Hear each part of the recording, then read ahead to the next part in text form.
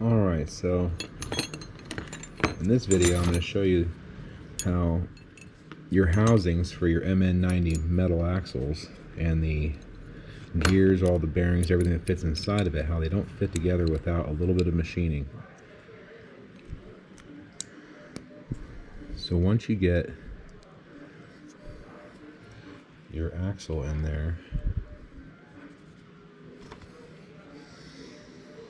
the axle end is actually larger than the bearing itself, and it's larger than the hole, and as you can see, it has to go all the way in there, and then it grinds, it rubs on that. So this is how I remedy that.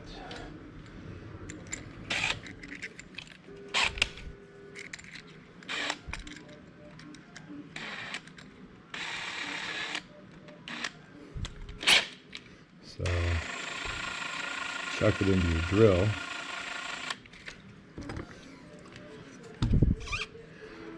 Get a nice diamond file, and you only want to grind on it out in this outer part from the set screw or grub screw out. You only want to grind on this area here. Don't really get into the grub screw if you can help it. Prop my drill up on this screwdriver.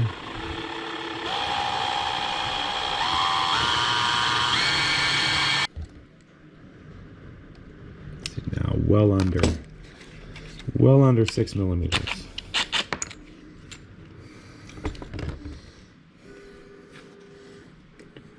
A little bit of heat to it.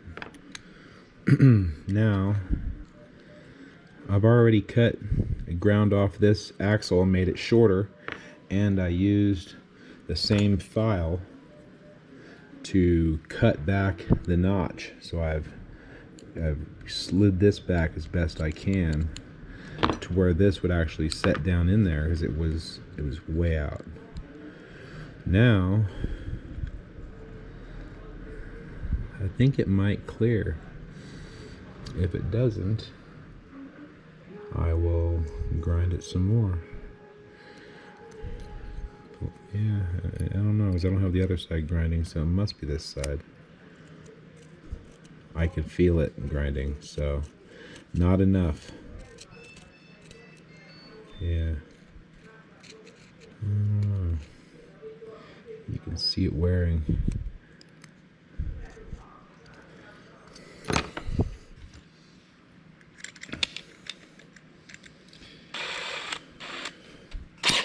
Working on these WPLs is very much so machine, engineering, machining, gunsmithing, very similar. You're not going to just put these together.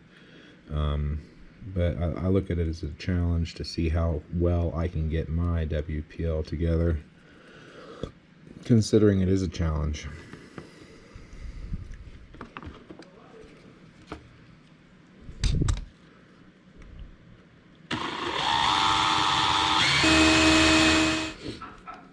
Okay, so I got the front end finally together.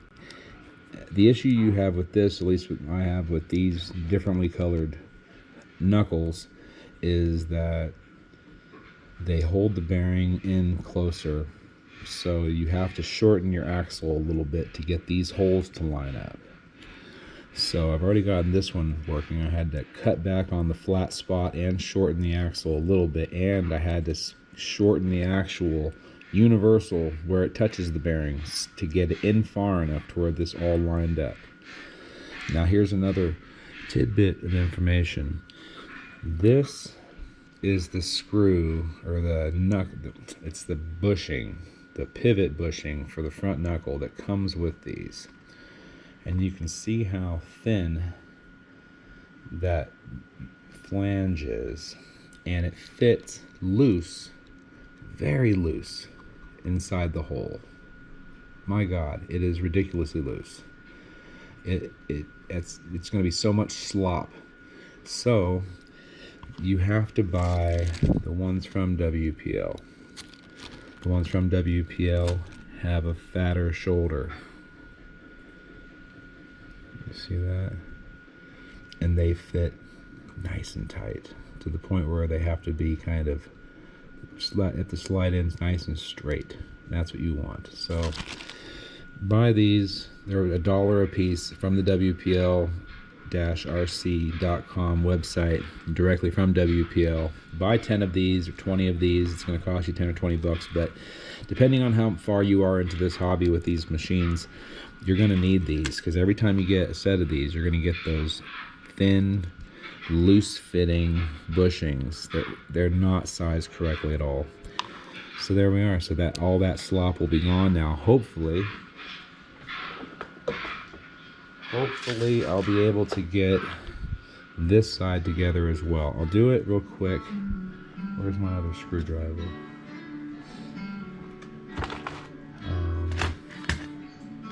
Oh, right there under the camera.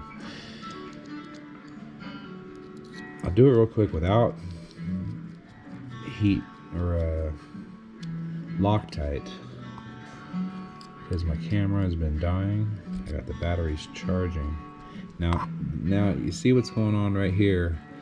The hole in the knuckle is up here, a little higher still. This is still not good enough to fit, so it's going to create a bind. So perhaps I can loosen this set screw right here and get that maybe. Alright, so maybe it'll fit now. We'll see, and not bind everything up. See, if I push on it, jam it down in there, I can force it. Okay, so now I've forced it. So now there's tension. That's no good at all. So that's going to have to be fixed. So there's the information about the bushings, genuine WPLs with a fat shoulder on them. They fit nice and tight. They eliminate slop. That's beautiful when this is all said and done.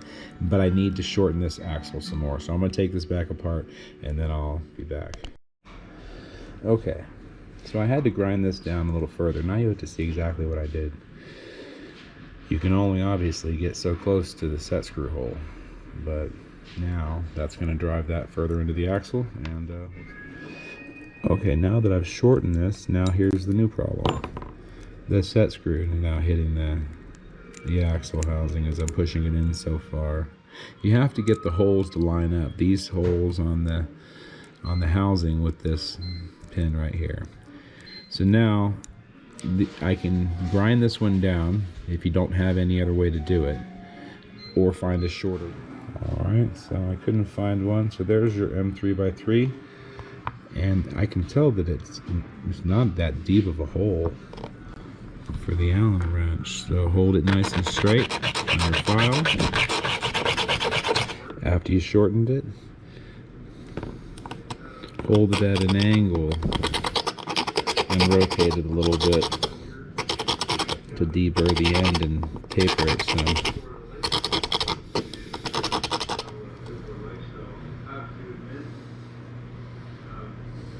Make sure you hold it nice and straight, and there we go, it went right in. Now, let me get it back in here. Sorry if I went out of frame a little bit there.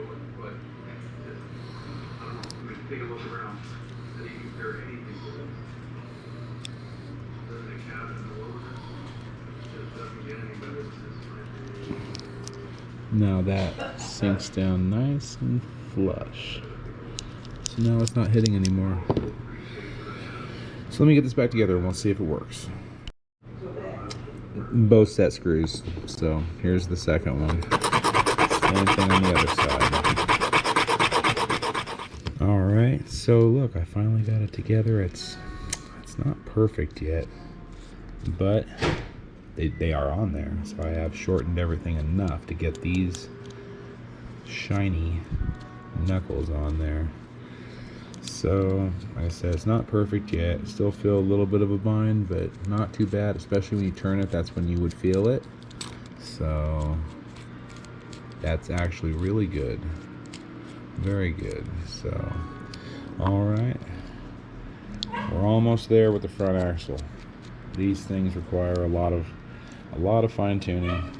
It's just part of the deal. But you end up with a nice piece. You just have to finish it. part of the hobby. Either you're into it or you're not. Alright, so now we have it all together and it is spinning fine. I mean, it doesn't like spin freely, but it does. There's no binding, so now it's a matter of putting on the gears.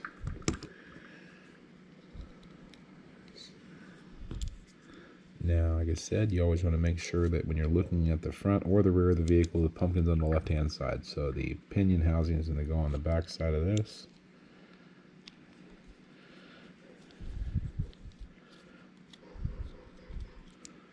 And the diff cover or pumpkin cover is going to go on this side. Feels good. Now I'm getting it tightened down, or if it were to start to bind, it would do it now. It's not, so.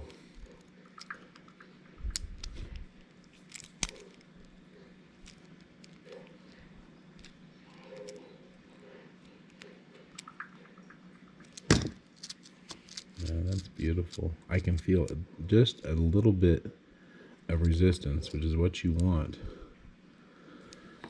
So you know the gears are actually pushing together and they're not too far apart. And then, like I said, you want to, when you move this, you want to see the pinion move immediately with no hesitation.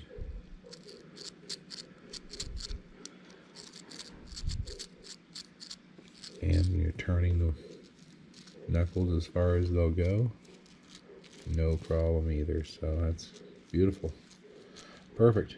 Now it's just a matter of taking it apart and greasing, pumping this full of grease, which I have right here. So now I have this axle, which is already full of grease.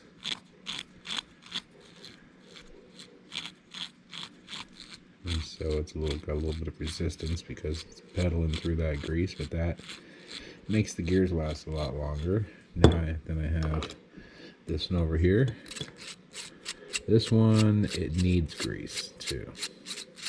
Definitely no grease in that one, or not enough. Then I have this one, which feels really nice. And I don't think there's a lot of grease in here. Oh, this is not all the way tight though. I can feel that. Or can I? Just felt like that, but sure is smooth. There's a little bit of play there.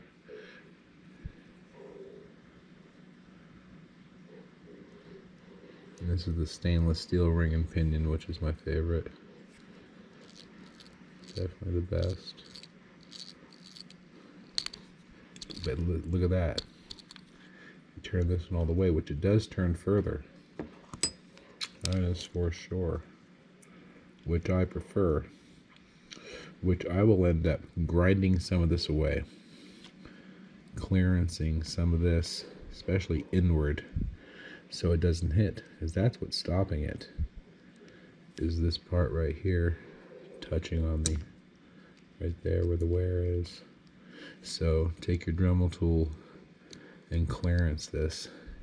You can see how much thinner this wall is. So it allows to steer much further. So I will be modifying these, clearancing these to get these to steer further as well. So that is my little tutorial on all the little modifications and grinding and everything you've got to do. You've got to open this up to 6.1 or so millimeters so the bearing will fit in there.